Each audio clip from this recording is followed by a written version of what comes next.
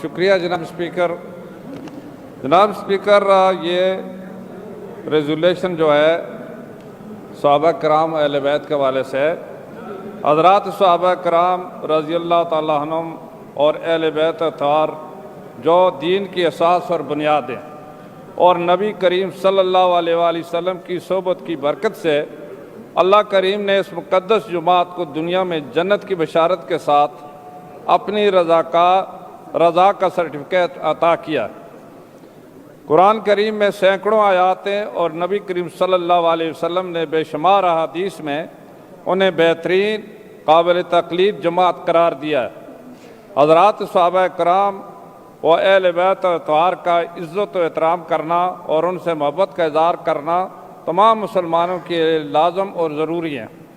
ان حضرات پر تنقید کرنا بالکل ناجائز اور حرام ہے.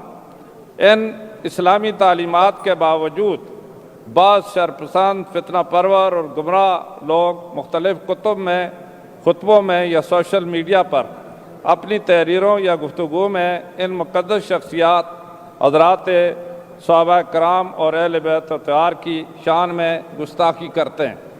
لہٰذا یہ اسمبلی صوبائی حکومت سے سفارش کرتی ہے کہ وہ وفاقی حکومت سے اس امر کی سفارش کرے کہ صوبوں اور وفاق کی سطح پر اس توہین کو روکا جائے اور بالخصوص متعلقہ ادارے پیمرا، سائبر کرائم، FIA اس گستاخی کو فی الفور روکنے کے لیے مؤثر اقدامات اٹھائیں.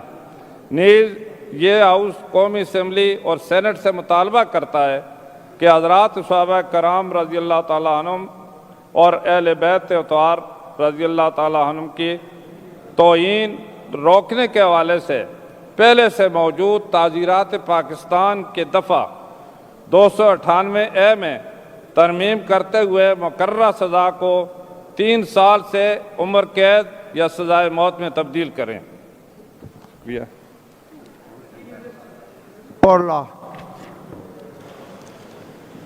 جناب سر، یہ تو ہم سب لوگوں کا مذہبی فریضہ ہے کہ ان ہستیوں کی ہم عزت کریں، اور ہمیں کوئی اعتراض نہیں ہے اگر یہ ریزولوشن پاس ہو. یہ ہمارا مذہبی فریضہ ہے میرے خیال میں. سر، Is this the desire of the House that the resolution moved by the honorable member may be passed?